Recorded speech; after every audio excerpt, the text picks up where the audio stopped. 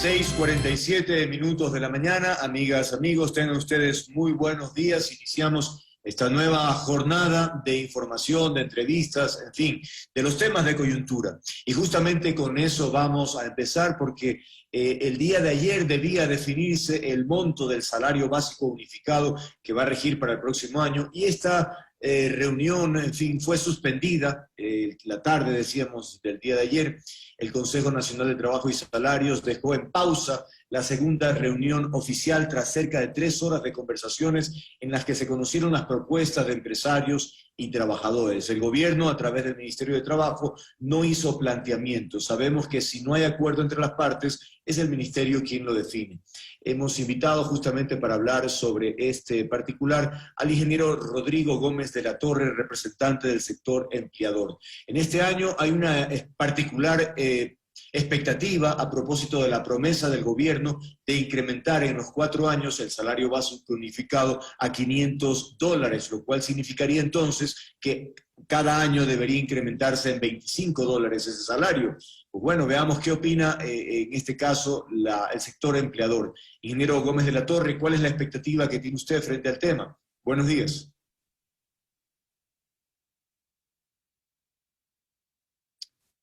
Vemos que se ha congelado no sé si nos está escuchando o si se complicó la comunicación. Veamos si nuestra productora, por favor, nos ayuda con el contacto. Lo vemos al ingeniero físicamente, pero no parece que se colgó. En todo caso, decíamos que este es un tema evidentemente necesario y recurrente cada año. Al final de cada año hay estas reuniones. Ya lo vemos nuevamente. No sé si me escuchó la pregunta, ingeniero. Sí, buenos días, Andrés. Mil disculpas, una falla tecnológica actualmente, pero escuché la pregunta y en efecto, el día de ayer hemos mantenido una reunión. Buenos días, Andrés. Buenos días a todos los radioescuchas e internautas.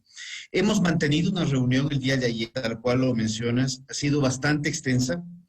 En efecto, el Ministerio no ha presentado las cifras porque hay varias formas de llegar a un consenso, obviamente. La primera y la ideal es tener un acuerdo entre las partes. Ese acuerdo entre las partes usualmente nace, el Ministerio nos presenta cifras, se presentan trabajadores, se presentan empleadores.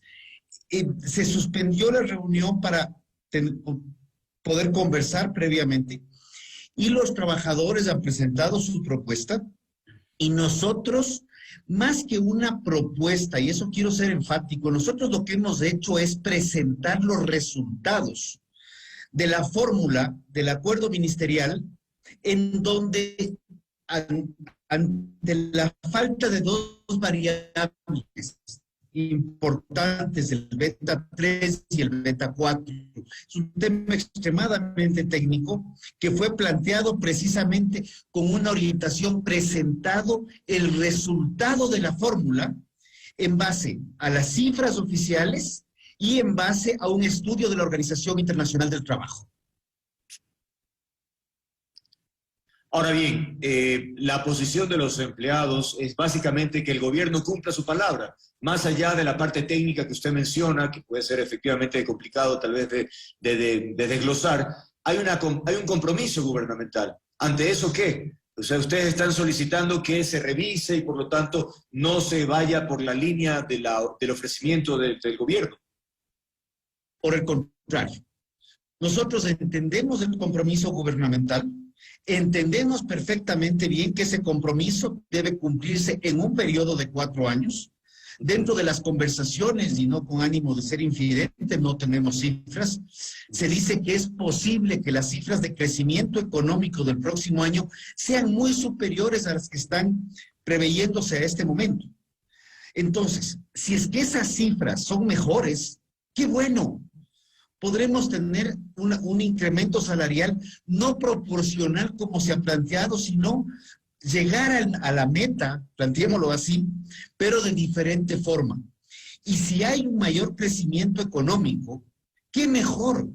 Atacamos el principal problema, porque más o menos, y ahí teníamos una diferencia de cifras, porque la cifra total no la tenemos, pero más o menos entre 400 y 500 mil personas están vinculadas a la remuneración básica unificada, ¿ya? Esas personas son las que se verían directamente beneficiadas con el incremento salarial de la remuneración básica. Sin embargo, ese incremento afectaría directamente a toda la población por una repercusión de traslado de costos de producción hacia los precios finales. Entonces, ahí tenemos que si tenemos un 32% de la población económicamente activa con empleo, y de esa población, unas 500 mil personas, números redondos, en el salario básico, todavía nos quedan cerca de 6 millones, 5 millones 700 mil personas que no tienen salario. Y la reactivación económica debería enfocarse principalmente a generar empleo y generar oportunidades para quienes no las tienen. Está bien hablar de salarios, pero hay que enfocarse en lo importante, hay que enfocarse en lo relevante, que es que más gente tenga empleo pleno.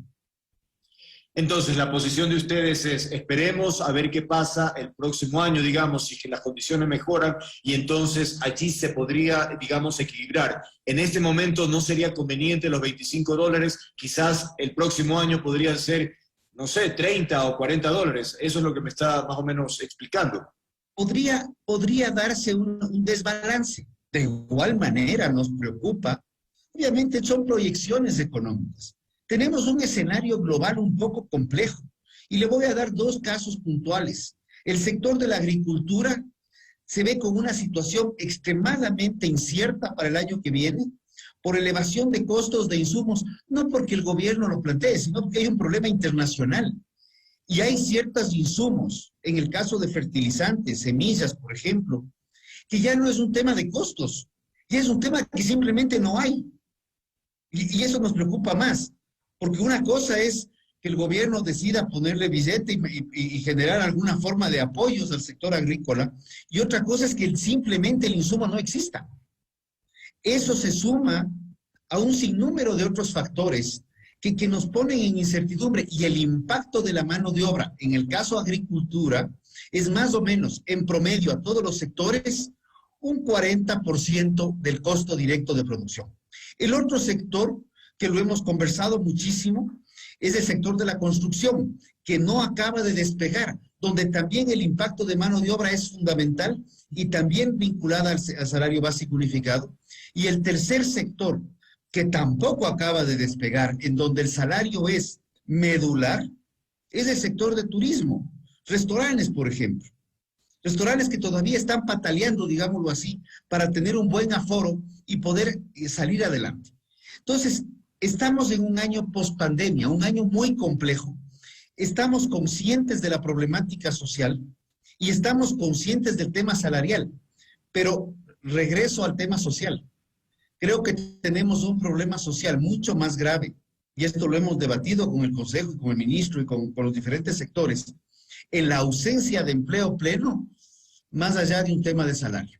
Estamos y queremos apoyar a que se cumpla la promesa presidencial, pero tenemos que generar empleo con condiciones económicas adecuadas. Caso contrario, tenemos miedo y no queremos que suceda, que se dé lo que ha sucedido años anteriores, que se sube el salario muy por sobre las cifras técnicas, y se sube el salario, y como hemos visto desde el 2014, 49.6% de empleo pleno, con un descenso sostenido hasta el año 2019. No quiero entrar en el 20.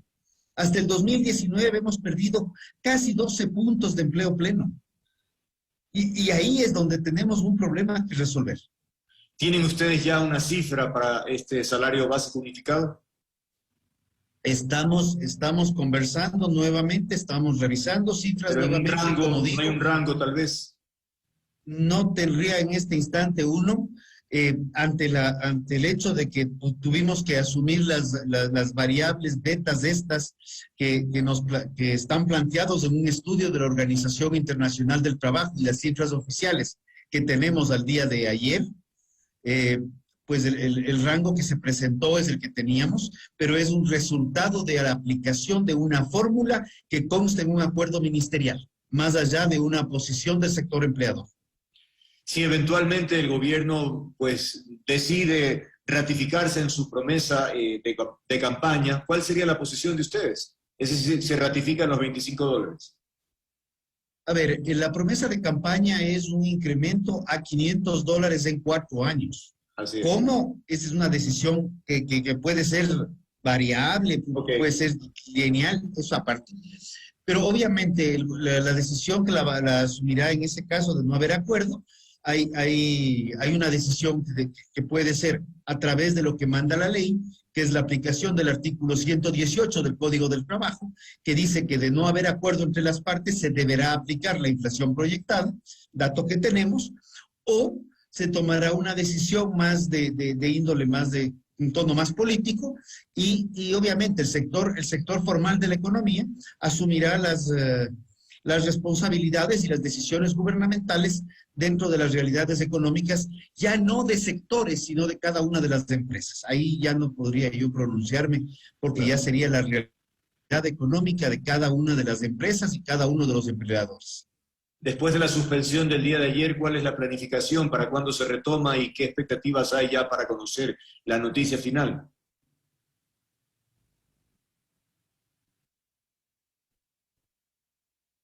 ¿Perdón? Digo que luego de la suspensión de la reunión del día de ayer, ¿cuál es la expectativa? ¿Cuándo se reúnen de nuevo y la resolución para cuándo? Hemos quedado que nos reunimos. A ver, la ley no nos permite tener más de una tercera reunión. Esa tercera reunión será el día, por acuerdo ministerial, sería el día martes a partir de las 9 de la mañana, martes 30 de noviembre. Ok, y luego de esa reunión, ¿qué? Si es que no hay acuerdo, el gobierno tomará la resolución y como determina la ley, el ministro del Trabajo. Ok, entonces, bien, ahí está la expectativa en torno a este tema tan sensible e importante que de por medio hay esta coyuntura, digamos, novedosa a propósito de esta promesa de campaña. Habrá que ver, efectivamente, no se dijo en campaña cuál sería el mecanismo, simplemente es la meta. Habrá que ver si es que se consideran estas variables que se han presentado aquí y de qué manera enfrentar el tema. Sin duda, mucha expectativa por la posición de los empleados que dicen que ellos esperan lo mínimo que cumplan la palabra el presidente y que eso significaría $25 de aumento. No sé si quiera concluir con algo, ingeniero. Que de igual manera el mensaje es al gobierno nacional, estaremos prestos a ver cómo cumplir esta oferta, cómo apoyar a cumplir esta oferta de campaña dentro de un marco de la técnica, dentro de un marco de un crecimiento económico para tomar decisiones responsables tanto para trabajadores como para empleadores, pero fundamentalmente para ese 70% de la población económicamente activa que ni siquiera está debatiendo el tema salario porque no tiene ni siquiera empleo pleno. Muchas gracias, ingeniero Rodrigo Gómez de la Torre, representante del sector empleador, hablando sobre este particular. Que tenga buen día, ingeniero.